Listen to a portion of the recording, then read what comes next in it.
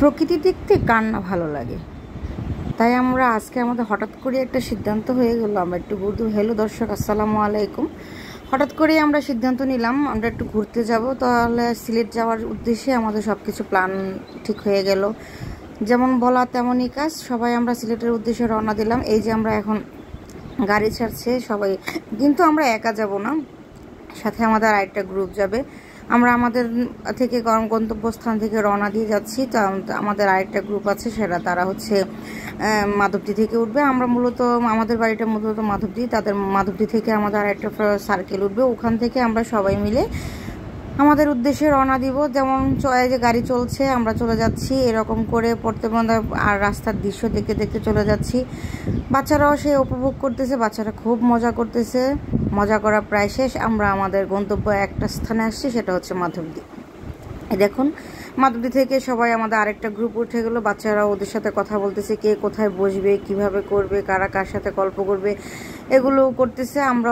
আমি সেটা দেখতেছি আর পিছন থেকে বসে আছি। এই ছোটো বাচ্চাটা জায়েদ, ও অনেক কথা বলতেছে। ওর কথাগুলো এত মিষ্টি, এত মজা করে কথা বলে, আমার কাছে খুব ভালো লাগছিলো। কিন্তু ওর কথাগুলো সময়ের অভাবে আমার আর রেকর্ড করা হয়নি। তেমনি আমাদের মাধবদী থেকে আমাদের যে গন্তব্য শুরু হয়ে গেল। পথে রাস্তাগুলো আমরা দেখতেছি, রাস্তাগুলো সুন্দর। সিলেট যাওয়ার পথে এত সুন্দর রাস্তা আসলে অত দেখা হয়নি। এর আগে যখনই যাওয়া হয়েছিল, রাতের বেলা যাওয়া হয়েছিল। রাতের বেলা প্রকৃতিটা একরকম আর দিনের বেলাটা হচ্ছে একরকম। তো যাওয়ার পথে তো কতগুলো রাস্তাই তো পড়ে, কত জায়গায় তো পড়ে, কত কিছুই পড়ে, উঁচু নিচু টিলা পড়ে, আবার হচ্ছে চালের ভাড়ার পড়ে সিলেট কত। ওগুলো আমাদের দেখালো। বাচ্চারা সব মিলে খুব উপভোগ করতেছে। দুইটা ফ্যামিলি একসাথে হলে তো আর কোনো কথা থাকে না, তারা গল্পে গুজবে আমেজ করতেছে। আমার কাছেও খুব ভালো লাগতেছে, আমিও আমার সঙ্গী পেয়ে গেছি। আমরা দুজন মিলে একসাথে গল্প করতেছি, আর পাশাপাশি রাস্তার ভিউগুলো আমাদের খুব ভালো লাগতেছে। কারণ আমাদের তো ঢাকা সিলেট মহাসড়ক, এখানে অনেক কিছুই দেখা যায়। তো ঢাকা সিলেট মহাসড়ক দিয়ে যাওয়ার পথে রাস্তা নতুন নতুন কাজ করতেছে, কারা কিভাবে কি করতেছে। সত্যি 360 লেয়ার দেশ হচ্ছে সিলেট। যাওয়ার পথে যে এত মজা হবে, এত কিছু করবে আর এত ভালো লাগবে, সেটা আমাদের কোনো বলার অপেক্ষা থাকেই না।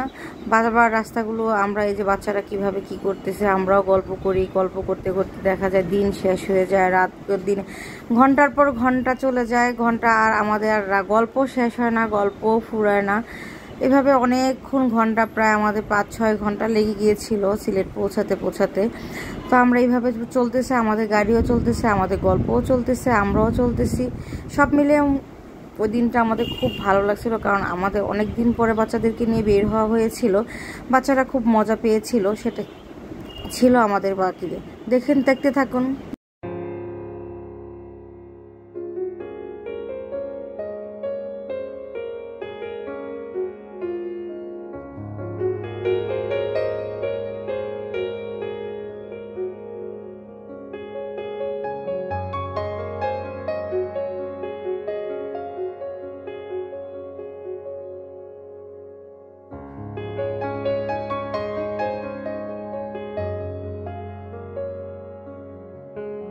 কথা বলতে বলতে আমরা একটা বাজারে চলে আসলাম। সেই বাজারটার নাম হচ্ছে বারুচিয়া বাজার।